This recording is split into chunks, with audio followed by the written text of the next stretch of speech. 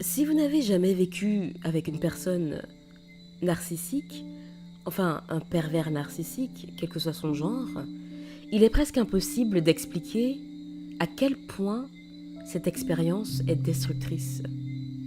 C'est toxique, malsain, profondément mauvais. Et pourtant, pardon, tant qu'on ne l'a pas vécu, on ne peut pas vraiment comprendre. Ça vous vide, ça vous épuise, ça vous brise à petit feu. Aujourd'hui, j'aimerais qu'on parle de la réalité d'un foyer narcissique. Quand un des deux parents ou les deux sont des pervers narcissiques et que ces deux personnes ont des enfants. Ce qui est tout aussi valable pour les parents célibataires et qui ont des enfants. J'englobe. Je parle du foyer au sens large. Et ces faits étranges, terriblement vrais, que seuls ceux qui ont survécu peuvent reconnaître, méritent d'être évoqués, abordés, développés. Alors, le premier signe, c'est le fait de marcher sur des œufs. Dans une maison dirigée par un narcissique, une personne perverse narcissique, un parent narcissique, tout le monde marche sur des œufs. Chaque mot, chaque geste, chaque respiration peut déclencher une explosion. La paix n'existe jamais vraiment. Et quand il y a des semblants de paix, ce n'est que très limité dans le temps. Vous vivez dans l'anticipation de la prochaine colère, du prochain reproche, du prochain drame. Dans ces foyers narcissiques, les fêtes tournent toujours au cauchemar. Anniversaire, fêtes de famille, Noël et même les mariages. Tout ce qui devait être un moment de joie finit en chaos. Parce que ce n'est pas à propos d'eux, parce que ce ne sont pas eux qui sont mis à l'honneur, parce qu'ils ne sont pas le centre de l'attention. Et dès que l'attention se détourne, la personne narcissique déclenche une dispute, une crise, une scène, parce qu'il ne supporte pas de ne pas être au centre de l'attention. Toujours dans ce foyer toxique, c'est les parents narcissiques se nourrissent de votre souffrance. Ils prospèrent dans votre douleur, vous verrez parfois des petits sourires en coin, à peine masqués, ou en tout cas difficilement masqués. Vos larmes sont leur carburant, votre honte leur triomphe, et quand vous cherchez dans les yeux un signe d'humanité, vous ne trouvez qu'un regard vide, froid, parfois même satisfait. Un léger sourire cruel, comme une lame invisible dans le cœur, mais qu'on ressent quand même. Alors, toujours dans ce foyer toxique, vous voulez qu'ils partent, mais assez étrangement, vous les attendez. Et je pense que c'est l'un des paradoxes les plus déchirants, parce que vous les redoutez, mais leur absence vous angoisse. Vous vous cachez dans votre chambre, espérant qu'ils viendront, mais ils ne viennent pas. Ils vous ignorent, passent devant vous comme si vous n'existiez pas. Et vous restez là, dans le silence, à espérer un geste, une parole, un regard, souvent en vain. Et puis, dans ces foyers narcissiques, il y a une forme de confusion permanente. Un jour, vous êtes merveilleux, merveilleuse. Le lendemain, vous êtes inutile, trop sensible, pas assez bien. Et donc, les règles changent constamment. Rien n'est jamais suffisant. Donc, petit à petit, vous commencez à douter de vous, à vous remettre en question, à penser que le problème, c'est vous, puisque un jour, on vous dit A, le lendemain, on vous dit B. Un jour, on vous dit que vous avez de la valeur, le lendemain, on vous dit que vous n'êtes rien. Exemple, on vous dira un jour « Oh, tes anneaux sont très jolis ». Pour le lendemain, vous dire si vous avez changé de coiffure « Ah ben, t'as changé de coiffure, j'avais même pas remarqué ». Vous voyez ?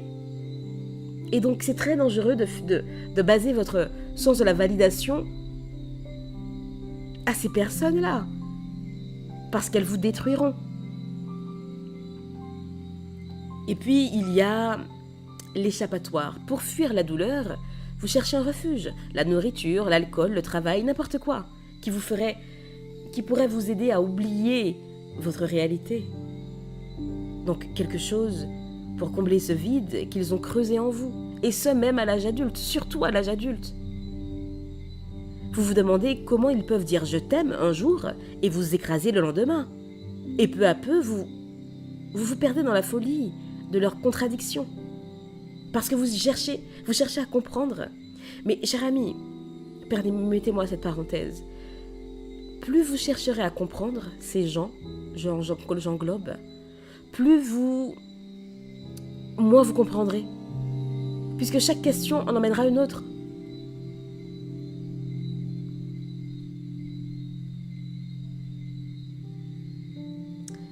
Et donc ne vous y trompez pas. Bien souvent, leurs « je t'aime » sont des armes qu'ils utilisent à leur guise pour arriver à leur fin. Ce n'est pas sincère. Et puis, il y a l'argent comme une forme d'arme. Dans les foyers narcissiques, l'argent devient un instrument de pouvoir. Vous n'en avez jamais assez, ils contrôlent tout, jusqu'à prendre votre salaire et s'en servir comme le leur. Et si vous avez l'audace de dire non, ils deviennent violents, froids, méprisants, distants. Vous finissez par cacher vos émotions, vous projetez, enfin vos projets, vos rêves sont anéantis, sont tués dans l'œuf, et donc vous pleurez en silence. Vous vous demandez si vous êtes trop sensible. Vous vous demandez, mais qu'est-ce qui ne va pas chez moi? Qu'est-ce qui ne va pas en moi? Alors qu'en fait, le problème, cher ami, ce n'est pas vous. C'est le foyer dans lequel vous avez grandi. Vous êtes juste humain. Et puis, dans un foyer narcissique, il y a aussi l'isolement. Puisque un PN a souvent un talent assez particulier pour retourner tout le monde contre vous. Famille, amis, collègues, ils empoisonnent votre image, ils ternissent votre image, votre réputation, subtilement, patiemment. Et même quand vous pensez que tout va bien entre vous, eh bien le travail de sabotage est déjà en train de se faire auprès de vos connaissances communes. Et vous devenez aux yeux de tous le problème, l'ingrat, l'ingrate. Et plus vous essayez de prouver votre valeur, plus ils vous écrasent. Et ça devient un jeu pour eux. Et l'isolement fait partie de leur plan. C'est vous isoler pour mieux vous contrôler. S'assurer que personne ne viendrait interférer et ne viendrait perturber leurs plans, les plans qu'ils ont pour vous, enfin pour eux à travers vous. Et puis dans un foyer narcissique, il y a l'effacement de soi. La perte du soi. Il y a l'effacement de soi et la perte du soi. On s'efface tellement qu'à la fin, on ne sait même plus qui on est. À force de vouloir leur plaire, vous vous transformez en robot. Vous vivez pour les satisfaire sans jamais y parvenir. Et donc dans votre tête, une petite voix répète « Il doit bien avoir quelque chose de bon en moi, quand même. » Mais rien ne vient. Car il n'aime rien. Sauf lui-même et encore. Ça, c'est un autre sujet. Et le plus troublant dans tout ça, c'est que même dans les détails du quotidien, tout est faussé. Leur sourire ne monte que rarement jusqu'aux yeux, hormis si c'est pour se moquer de quelqu'un. Leur regard semble vide et ils vous coupent la parole, changent de sujet, se vantent sans arrêt, mais sans arrêt. Et j'insiste sur le sans arrêt parce que j'ai en tête plusieurs exemples. Ils vous copient vos gestes, vos mots, vos histoires, jusqu'à s'approprier vos souvenirs, et ils vous observent sans cesse. Mais quand vous les prenez la main dans le sac, en tout cas quand vous les voyez en train de vous regarder, oh non, vous voyez mal, vous voyez? Et quand quelqu'un vous complimente, alors là, ils affichent ce regard étrange, un mélange de tristesse et de jalousie, là où il devrait y avoir de la joie. Et donc vivre avec un narcissique, c'est une vie d'illusion permanente. Une pièce de théâtre où vous êtes le figurant et eux, l'acteur principal, quand bien même la pièce porterait votre nom, et que vous... Voilà, même, quand bien même la pièce porterait votre nom, vous figurerez au rang de figurant. Voilà, vous ne serez même pas sur scène avec ces personnes dans votre vie. Tout tourne autour d'eux, de leur ego. Et tout ce qu'ils touchent finit par se vider de sens. Les fêtes, les rires, les relations, la vie. Pas étonnant qu'on ne veuille pas les inviter parfois, en tout cas ceux qui y voient clair dans leur jeu.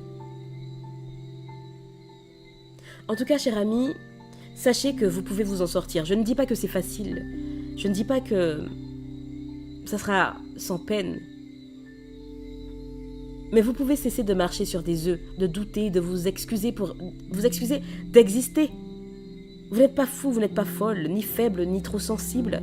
Vous avez simplement vécu sous l'emprise d'une personne sans empathie. Et maintenant, vous finissez par voir. Vous voyez clair. Et dans cette clarté, commence votre libération. Je vous dis à bientôt, cher ami, et d'ici là, imposez-vous.